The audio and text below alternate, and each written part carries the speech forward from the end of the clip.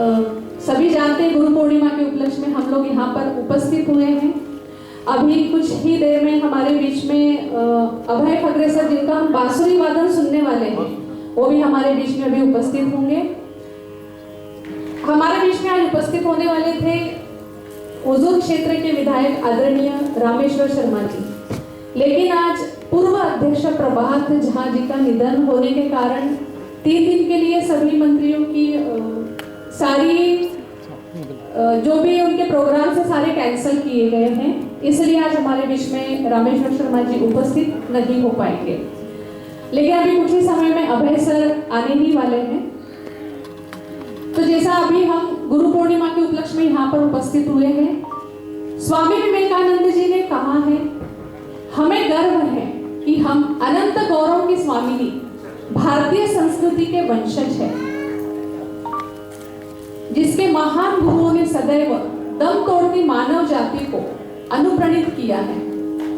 समय की प्रचंड धाराओं में जहां यूनान, रोम, सीरिया, बेबीलोन जैसी तमाम प्राचीन संस्कृतियां बिखर कर अपना अस्तित्व खो बैठी है, वही हमारी एकमात्र भारतीय संस्कृति इन प्रवाहों के साथ समक्ष चट्टान के समान अविचल बनी रही, क्योंकि हमें हमारी आत्मज्ञान संपन्न दिव्य विभूतियों का सशक्त मार्गदर्शन सतत मिलता रहा है।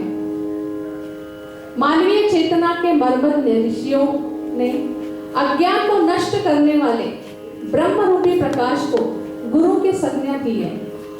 अद्वैतारक उपनिषद के 16वें श्लोक में उल्लेख है कि भारत की सनातन संस्कृति ने गुरु को महज व्यक्ति नहीं वरना ऐसी मार्गदर्शक सत्ता माना है जो भ्रम और अज्ञान के सभी आवरण हटाकर शिष्य के अंतस को आत्मज्ञान की ज्योति से आलोकित कर देता है। आचार्य के आत्मज्ञान की प्रखर ऊर्जा ने समूचे राष्ट्र जीवन को प्रकाशमान किया तथा सुपात्र शिष्यों के माध्यम से इस दिव्य आत्मविद्या के सतत प्रवाहमान बने रहने की व्यवस्था भी सुनिश्चित की थी।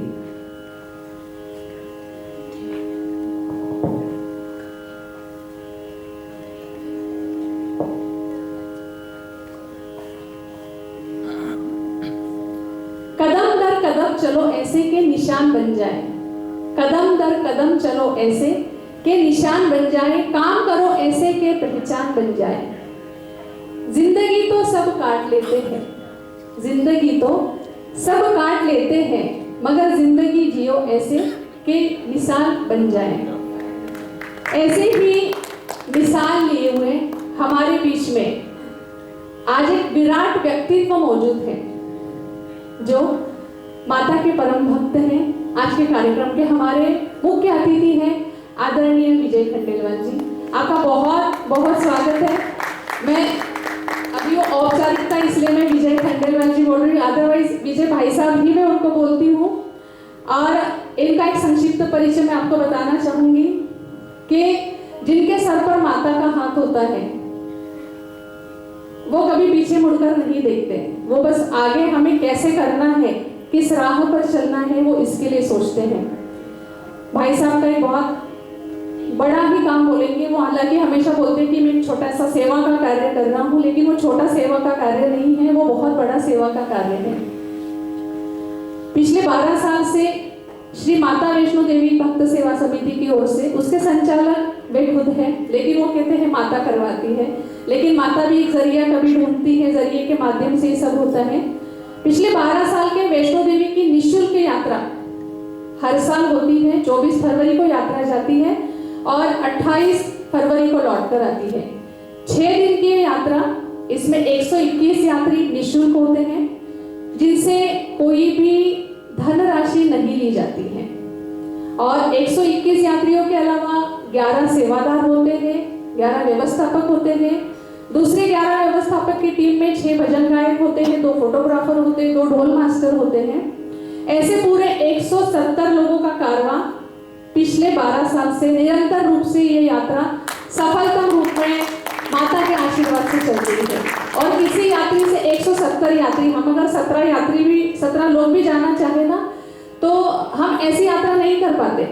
कि हमें जाना है और इतने लोगों के साथ, 17 लोगों के साथ भी आप नहीं जा पाएंगे, लेकिन इनके ऊपर इतनी बड़ी कृपा है माता की 170 लोगों को आना जाना, रिजर्वेशन, वहां पर रुकना, भोजन की व्यवस्था, यात्रा जो 18 किलोमीटर चढ़ना, 18 किलोमीटर पैदल उतारना और सारी यात्रियों को सुरक्षित वापस लेकर आना, बहुत कठिन कार्य है, बहुत बड़ा कठिन कार्य। और ये 12 साल से बहुत संपन्न रूप से यात्रा हमारी चल रही है। उस यात्रा का मैं भी छोटा सा पार्ट हूँ और मुझे सेवा करने का मौका मिल रहा है, यही मेरे लिए बहुत बड़ा सौभाग्य है। मैं हमेशा उनसे एक ही चीज पूछती हूँ कि आप ये सब कैसे कर लेते हैं, तो उनका एक ही कहता है, एक ही उनका, अनिरुद्ध सर आप शायद अभी फर्स्ट टाइम मिल रहे थे तो इसलिए, अच्छा दूसरी बार मिल रहे हैं, तो इनका एक ही कहना होता है कि करता हूँ व्यापार तो हानियां बहुत है, करता हूँ व्यापार तो हानियां बहुत है, जीता हूँ जिंदगी तो परेशानियां बहुत है, फिर भी रुकता हूँ न झुकता हूँ बढ़ता हूँ आगे, फिर भी रुकता हूँ न झुकता हूँ बढ़ता आगे, क्योंकि मुझ पर मेरी माँ की मेहरबानियां बहुत है। तो आज हमारा सौभाग्य है कि हमने, हालांकि भाई साहब व्यस्त थे आज, उनका था ही नहीं कि 2 दिन का इनका बाहर का कार्यक्रम का था, लेकिन आदरणीय विजय सर और मैडम जब घर पर इनवाइट करने आए तो भाई साहब बहुत सहजता से हो गए कि मैं वो कार्यक्रम निरस्त करके यहाँ पर जरूर आऊँगा। और वो आते हैं, भले ही वो क्लासिकल उनको जितना भी समझ में आए, लेकिन वो आकर पूरे कार्यक्रम का आनंद लेते हैं। इसके लिए आपका बहुत बहुत धन्यवाद है भाई साहब। और अभी जब तक हमारे अतिथि आ रहे तो मैं चाहूँगी आप स्टेज पर आकर अपनी ओजमय वाणी से 2 शब्द हमारे विदेशी संगीत विद्यालय के लिए आप कहें। एक बार जोरदार तालियों से स्वागत आदरणीय।